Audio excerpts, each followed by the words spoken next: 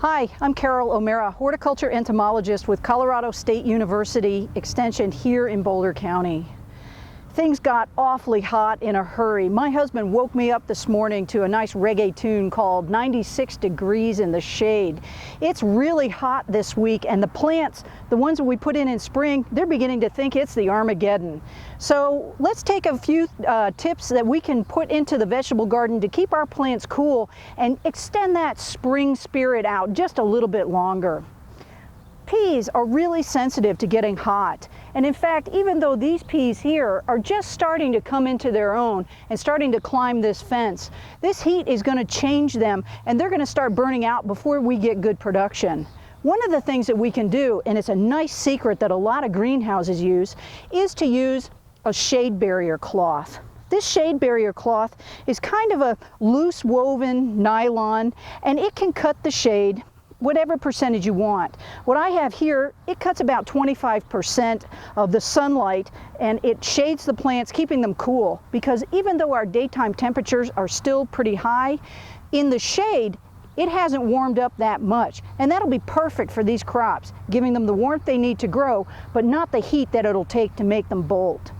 Putting a shade barrier over this is pretty simple. What you want to do is make sure you put this cloth in between the plant and the path of the sun, taking a special care to make sure that that hot afternoon sun is what you're going after to block the most. For this, a simple lean-to is what we're going to use. So we're going to take more pea fencing, and we're going to take it and lean it against our fence so that the peas still have plenty of room to grow. And then we're going to take a couple of different bolts of this cloth, open it up, and lay it down. It's as simple as that.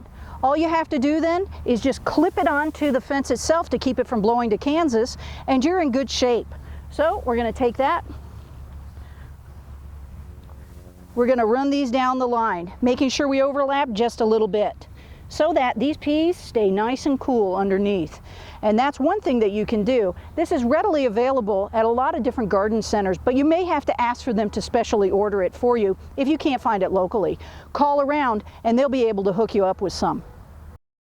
The next thing you want to think about when setting up your garden, especially if you've already got your warm season seedlings in but you haven't had a chance to set up your irrigation, now is the time to start considering putting in something that is for drip irrigation rather than overhead sprinklers. Although overhead sprinklers do the job, it can cause a little bit of problem both with evaporation, so you're losing a lot of our precious water to the atmosphere, but it can also start spreading disease. A better choice is to go with soaker hoses or drip emitters. In this case, in this garden, they put down the soaker hoses that run the length of the garden. This is basically like a leaky pipe. It's very porous material, and as you can see here, the water just seeps out on either side of it, gently flowing into the soil over a period of time so that the plant is given water right at the roots. Keeping the roots hydrated and cool are two things that we can do to make sure even our warm season vegetables are going to be able to survive such scalding heat that we have now. When they're young, they don't have a huge root system to take up all the water that they need to stay cool. They're at risk of burning out right now this week with this kind of heat. So get your irrigation lines down, and the second thing and most critical component is to mulch them in. So you have your hoses down, then you want to take just standard newspaper. You want to keep it from the glossy pages, so you want to use just the rag pages, and lay them down 2 sheets thick. This is going to help prevent weeds from coming up and keep the ground nice and cool. So once you've got this down, overlapping the pages just a little bit, take some soft mulch. I'm using straw here, but you can use grass clippings or any other type of soft mulch. And you want to take it and lay it down about 3 to 4 inches thick. So as you go through, you're weighing down your newspaper with this mulch and tucking your plants in. This will keep them from getting too hot and too dry, especially if you have to water them and go to work, or if you're having you out of town for just a couple of days.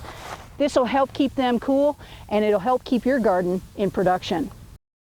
Once you've got your irrigation lines down and mulched in, the last stage that you're going to do is to make sure that you don't overwater the garden, which would be just as killer as hot weather.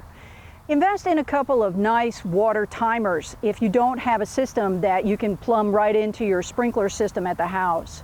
These hose end timers will do wonders for letting you have the freedom to set your irrigation to come on and shut off, and you don't have to be there to do it. I'm Carol O'Mara, and I'm helping you to garden.